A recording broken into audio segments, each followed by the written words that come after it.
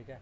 तो ये पहला चैप्टर, क्या नाम इसका है, हेलो एल्केन हेलो एरेन, है ना। तो इसका जो जो इम्पोर्टेंट क्वेश्चन है उसी को हम लोग आज डील करते हैं, समझते हैं। ठीक है, ठीक है। इस तरह क्वेश्चन आ सकता है एग्ज़ाम में। तो एक मिनट रुक जाओ, कोई ज्वाइन कर रहा है। तो देखो पहला क्वेश्चन क्या है, ये एसिटल डिहाइड है, C H three C double bond हो, सिंगल बॉन्ड एच। तो एसिटल डिहाइड के अंदर I2NOH आयोडीन डाला गया है NOH के प्रेजेंस में। तो ये क्या करेगा, ये आयोडोफॉर्म टेस्ट देगा। देखो इसके पास कीटो मिथाइल ग्रुप है, सी डबल बॉन्ड ओ क्या होता है, कीटो, और CH3 मिथाइल, है ना। तो जिसके पास कीटो मिथाइल ग्रुप होता 90% केस में वो आयोडोफॉर्म टेस्ट रिस्पॉन्ड करता है।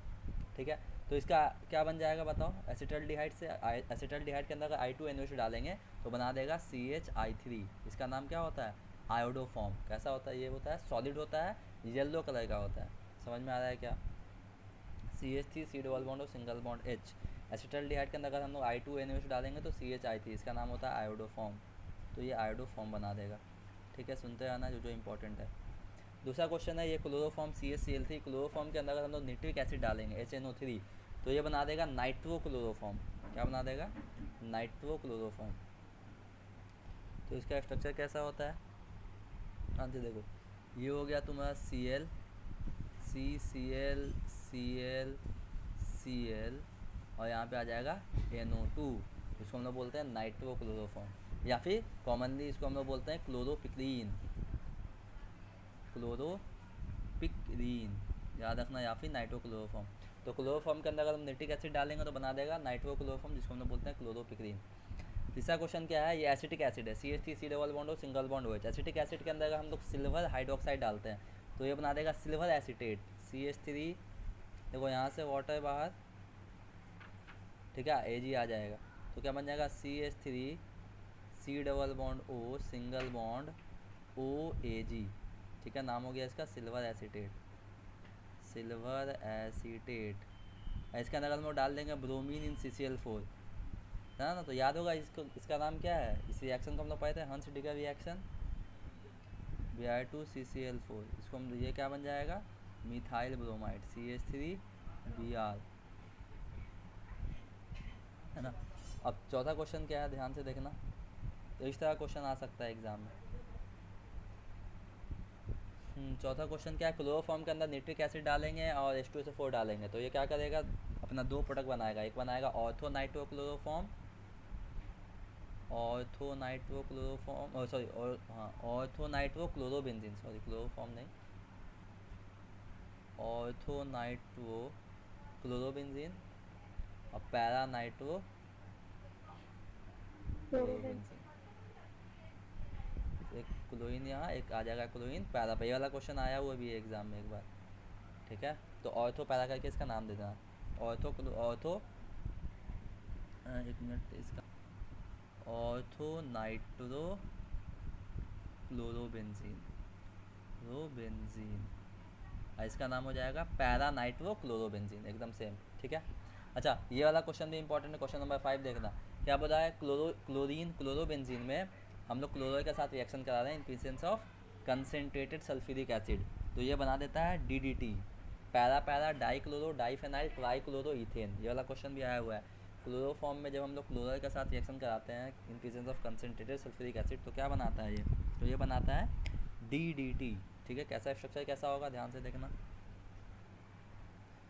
देखो पहले तो Cl3, 3 क्लोरीन आएगा, एक क्लोरीन यहाँ, एक क्लोरीन यहाँ, एक क्लोरीन यहाँ, CH हो जाएगा, यहाँ पे एक बेंजीन रिंग, और पैरा पे रहेगा तुम्हारा Cl।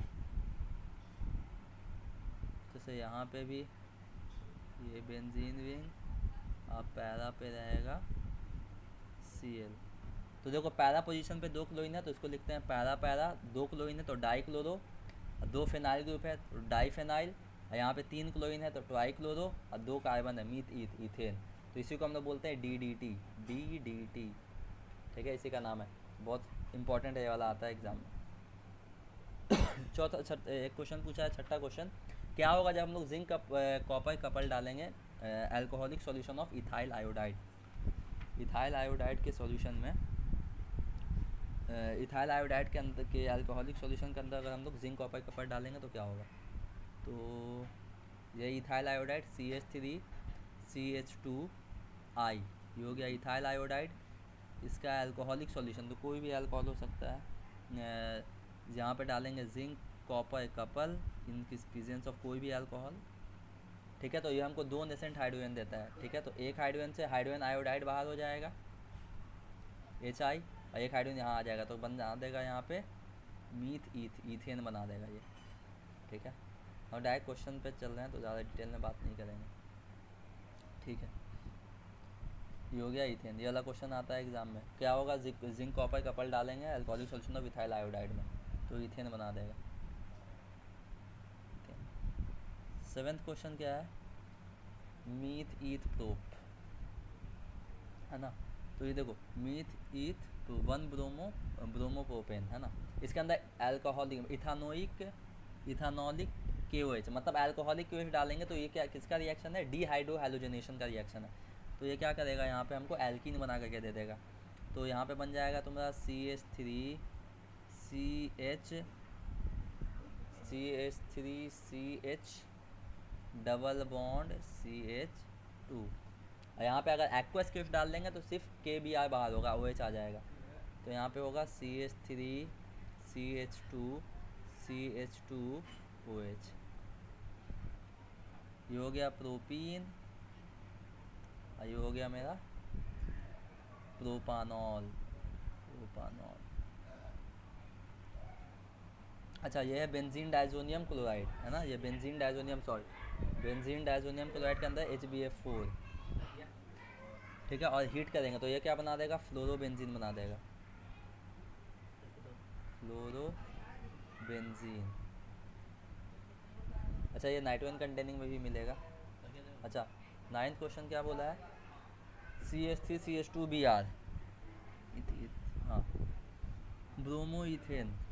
तो इसके अंदर KCN डालेंगे तो KBr बाहर, CN अंदर, तो CH3CH2CN इथाइल साइनाइड। यहाँ पे क्या होगा, AgCN डालेंगे तो आइसोसाइनाइड, तो इथाइल आइसोसाइनाइड। ये हो जाएगा CH3CH2, ये हो जाएगा NC, इथाइल आइसोसाइनाइड। ठीक है, ये हो गया इथाइल साइनाइड, ये हो गया इथाइल आइसोसाइनाइड। अच्छा, 10 नंबर क्वेश्चन में क्या बोला, ये है बेंजोइक एसिड,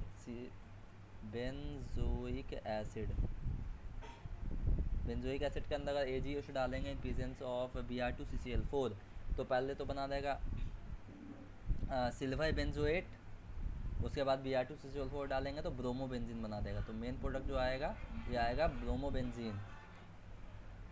ठीक है, ये आएगा मेरा ब्रोमोबेंजीन Br।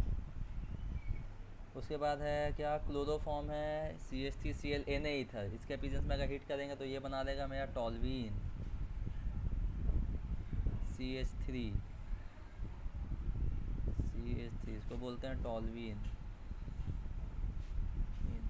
ठीक है, उसके बाद CH3Br Mg ईथर के प्रेजेंस में हीट करेंगे तो यहाँ पे तुम्हारा ग्रिग्नार्ड रिएजेंट बना देगा A में, मिथाइल मैग्नीशियम ब्रोमाइड CH3MgBr, और dry ice followed by hydrolysis तो क्या बना देगा यहाँ पे acetic acid CH3C double bond O single bond OH ना। A में ये बना देगा मिथाइल मैग्नीशियम ब्रोमाइड, B में बना देगा एसिटिक एसिड। 13 नंबर क्वेश्चन में क्या बोला है,